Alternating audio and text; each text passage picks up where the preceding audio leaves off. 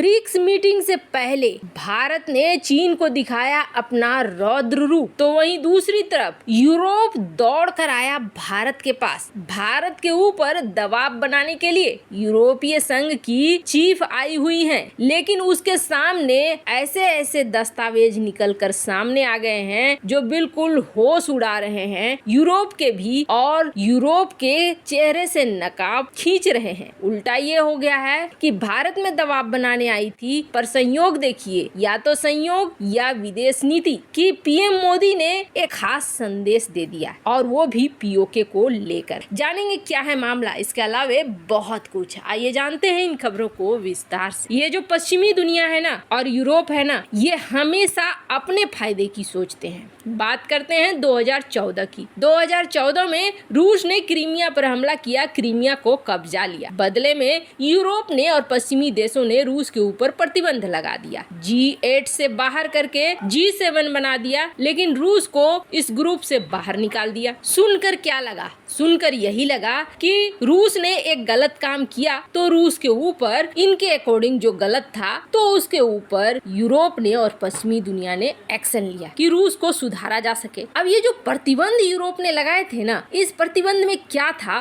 उसे मोटी तौर पर जानिए। इस प्रतिबंध में ये था कि यूरोप कोई भी ऐसे हथियार या हथियार के मटेरियल रूस को नहीं देगा जिससे कि घातक हथियार बनाया जा सके। इसका मतलब साफ है कि यूरोप का कोई भी देश नहीं देने वाला है हथियार। पर यहाँ तो कुछ अलग ही खेल हुआ पड़ा है, और वो भी 2014 जब प्रतिबंध लगे उसके तुरंत बाद से। और ये खुलासे होने की टाइमिंग देखिए। रायसीना डायलॉग के नाम पर यूरोपीय यूनियन की चीफ भारत आती हैं। जाहिर सी बात है, अभी बड़े बड़े नेता भारत आ रहे हैं, वो भारत के ऊपर दबाव बनाने के लिए ही आ रहे हैं कि भारत सीधे सीधे रूस के खिलाफ खड़ा हो जाए। यूरोपियन कमीशन की प्रेसिडेंट है उर्सुला वोन डेर लेयेन, ये भारत आई हुई है, और ठीक उसके बाद किसके बाद? यूके के बोरिस जॉनसन के बाद। अब ये यहाँ आई हुई है कि हम विकल्प देना चाहते हैं भारत को रूस के अलावे। हमने माना कि रूस पर बहुत तरीके से निर्भर है भारत, तो उसकी निर्भरता को हम कम करना चाहते हैं। हम भारत के साथ अपने व्यापारिक रिश्ते को बढ़ाना चाहते हैं, हम डिफेंस के रिश्ते को बढ़ाना चाहते हैं, हम हार्डवेयर के रिश्ते को बढ़ाना चाहते हैं। और भारत 1.4 बिलियन लोगों वाला देश है, इतना बड़ा देश है, तो इसमें बहुत सारी क्षमताएं हैं। हम बहुत कुछ करना चाहते हैं। हम एक ऐसा ट्रेड डील भारत के साथ फाइनल करना चाहते हैं जिससे करीब 9.17 बिलियन डॉलर का फायदा तो शुरू से ही होने लगेगा, बाद में तो ये बढ़कर बहुत ज्यादा हो जाएगा। सुनकर बहुत अच्छा लगा, लेकिन बदले में करना क्या है? बदले में ये करना है कि भारत को रूस के खिलाफ बोलना है, रूस के खिलाफ खड़े हो जाना है, जैसे कि बाकी दुनिया खड़ी है। पर इस बार यूके के पीएम आने वाले थे भारत को लेक्चर देने के लिए, लेकिन डॉक्टर एस जयशंकर की बात से वो समझ गए थे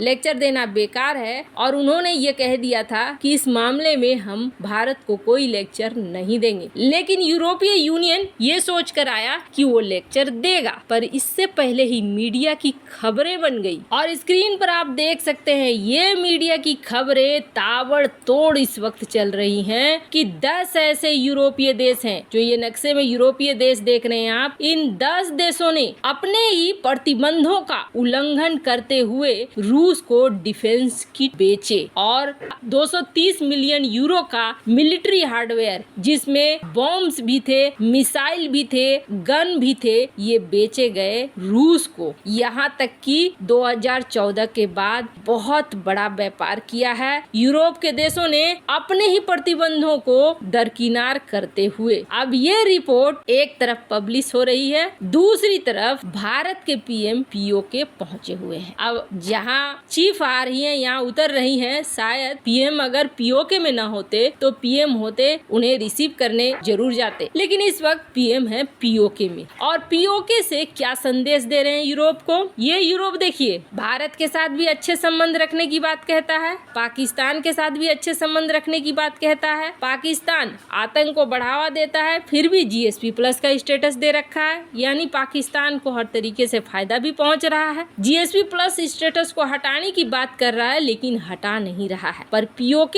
पहुंचकर उसी समय में PM मोदी ने ये संदेश दिया है कि ये दोगला रवैया नहीं चलेगा, तुम हमारे से भी अच्छे रिश्ता रखोगे, पाकिस्तान से भी अच्छा रिश्ता रखोगे और भारत से चाहोगे कि भारत अमेरिका, यूरोप और रूस दोनों से अच्छे रिश्ते न रखे, किसी एक को छोड़े। एक तो ये नहीं होगा, वहीं दूसरा पाकिस्तान के बारे में क्या सोचा है ये बताओ। खैर, यूरोप में इस खुलासे के बाद हड़कंप तो बिल्कुल अलग ही तरीके से मचा हुआ है। अब मीडिया भी बेनकाब कर रही है यूरोप और पश्चिमी देशों के सोच को। तो वहीं दूसरी तरफ ब्रिक्स दौरे से पहले ही PM मोदी ने चीन को भी दे दिया है बहुत बड़ा संदेश। दरअसल वांग यी जो भारत आए थे, चीनी विदेश मंत्री, न जाने वो क्या सोचकर आए थे, लेकिन अपना देश वापस लौटने के बाद उन्होंने भारत की बड़ाई तो की पर कथनी और करनी में बिल्कुल अंतर दिखा। वैसे भी चीन कहता कुछ और है और करता कुछ और है, ये सबको पता है, पर इसकी उम्मीद नहीं थी जो चीन ने इस बार किया। दरअसल भारत में कई ऐसे छात्र हैं जो विदेशों में मेडिकल की पढ़ाई करते हैं, जिनमें चीन जाने वालों की भी संख्या एक बहुत बड़ी संख्या है। पर जैसे ही वुहान में महामारी फैला, वहां से बहुत सारे लोगों को निकाल लिया गया और इन निकालने के क्रम में भारतीय छात्रों को वापस बुलाया गया ताकि महामारी से बचाया जा सके। ऐसे ही श्रीलंका के छात्र भी वापस आए, पाकिस्तान के छात्र भी वापस आए, लेकिन अब चीन ने ग्रीन सिग्नल दे दिया है श्रीलंका के और पाकिस्तान के छात्रों को वापस लौटने की। वो वापस लौटकर पढ़ाई कर सकते हैं, अपनी पूरी उनकी पढ़ाई अधूरी नहीं रहेगी। लेकिन भारतीय छात्रों को लेकर ऐसा कोई ऑर्डर नहीं दिया है। भारत ने कई बार संपर्क किया, उस संपर्क से कोई फायदा नहीं हुआ। पर ब्रिक्स का न्योता चीन ने जरूर दे दिया कि आप आओ हमारे यहाँ और हमारी इज्जत बचाओ, क्योंकि अगर आप नहीं आओगे तो दुनिया में हमारी बहुत बड़ी बेइज्जती होने वाली है कि भारत ने चीन को दरकिनार कर दिया। लेकिन भारत की मांग को पूरा करने के लिए चीन तैयार नहीं है। ऐसे में भारत ने भी टिट फॉर टैट की नीति अपनाई और अब भारत ने सारे चीन के टूरिस्ट वीजा को कर दिया है कैंसिल और अब होल्ड पे चला गया है कि चीनियों को भी वीजा नहीं मिलेगा जब तक